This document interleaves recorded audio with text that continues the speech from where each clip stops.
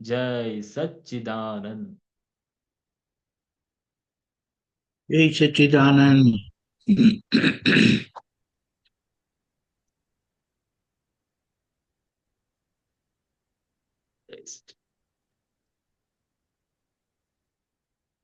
સવળું થાય છે એ પહેલાના છે પરિણામો. ભૂલો પહેલા કરી હતી દેખાડે છે જગ પરિણામો. સારા ખોટા સૌ હિસાબો પ્રાકૃતિક સ્વભાવ રસો છે. નથી કરવું તો એ થઈ જશે એવું પૂર્વે માલ ભર્યો છે.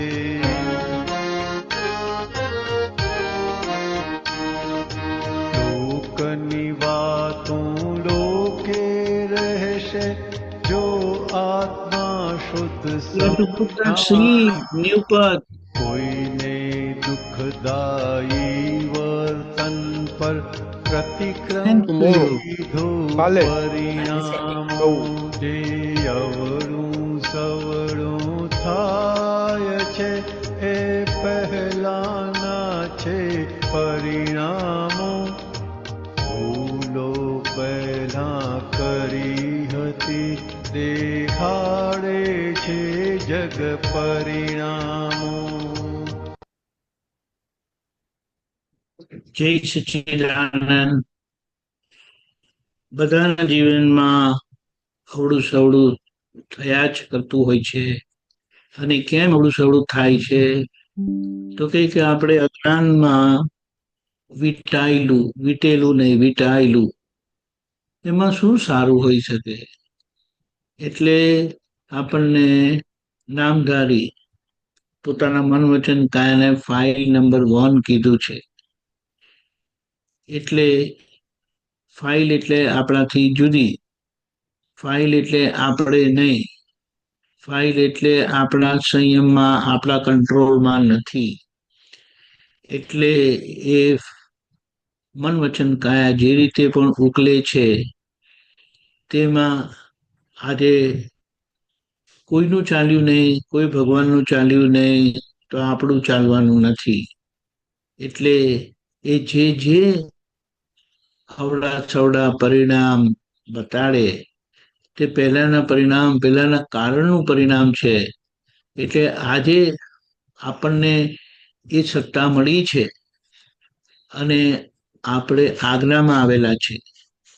એટલે આજ્ઞા પૂરતો જ આપણો કર્તા ભાવ છે. એ સિવાય જે કંઈ પણ અવળું સવળું થાય છે, જેના કારણે અવળા સવળા ભોગવટા આવે છે, એ ભોગવટો ભોગવનારા આપણે નથી. એ ભોગવટાને જોનારા આપણને દાદાએ બનાવ્યા છે, અંતરાત્મા દશાએ પ્રસ્થાપિત કરીને. એટલે આપણે એ ભોગવટાને જોઈને એમાંથી છૂટતા જઈએ. અને જ્યાં જ્યાં પૂતગલની પ્રકૃતિની ખામી લાગે તો ત્યાં વ્યવહાર દ્રષ્ટિથી આપણે એને સરખું કરી લઈએ.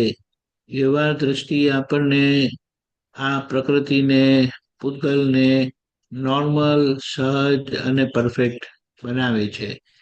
એટલે એ જે આખી ભૂમિકા આપણી તૈયાર થાય છે, જેને કહે કે નવ પ્રતિષ્ઠિત આત્મા આજ્ઞાથી જે તૈયાર થાય છે, તે આપણને ત્યાં મહાવિદ્ય ક્ષેત્રમાં લઈ જવાનો છે. એટલે એના પ્રમાણ આપતું આ પદ છે, એની સ્પષ્ટતા આપતું આ પદ છે કે આ વાતને સમજી લો. આપણું જીવન વિજ્ઞાન છે, જેમાં બધા મોટા પુરુષો, જ્ઞાની પુરુષો આ સમજણથી છૂટી ગયેલા, અને જેમને છૂટવું હોય એમને આ સિવાય બીજો કોઈ રસ્તો જ નથી. એ રસ્તો છૂટવાનો એવો છે કે આપણે એક બાજુ પરમાનંદમાં રાખે અને બીજી બાજુ શુદ્ધિકરણમાં રાખે. એટલે આ બંને પુરુષાર્થ આપણને આ રીતે રાખે છે. એક પુરુષાર્થ પરમાનંદમાં રાખે છે અને બીજો એટલે નિશ્ચય દ્રષ્ટિ. અને વ્યવહાર દ્રષ્ટિ આપણા પૂતગલને નોર્મલ, સહજ, પરફેક્ટ કરતું જાય છે. એટલે હવે દરેક જણ આ કામમાં લાગેલા છે, તો કોઈ બીજાનું જોવા કરવાનું રહે નહીં. ઔપચારિકતાથી સાથે હોય ને કદાચ બે શબ્દ કહેવાનો સંજોગ આવે તો એને આગ્રહ વગર પ્રેમપૂર્વક કહેવામાં વાંધો નથી. બાકી કકડાટ કરવો, માથાકૂટ કરવી, કચકચ કરવી એ આપણો માર્ગ નથી. એટલે આ સમજણથી આપણે પરમાનંદમાં રહીએ અંદર, અને બહાર આપણી શુદ્ધિકરણની પ્રક્રિયા થતા ધીમે ધીમે બહાર પ્રેમ સ્વરૂપ થઈશું. અને પ્રેમ સ્વરૂપ થયા વગર કલ્યાણ થાય એમ નથી. લોકોએ દાદાને જોયા નથી, અને આજે આપણી જવાબદારી થાય છે કે લોકોને દાદાના દર્શન કરાવીએ આપણા આદર્શ વ્યવહારથી. એ જ દાદાને પ્રાર્થના. જય સચ્ચિદાનંદ. 24 કલાકની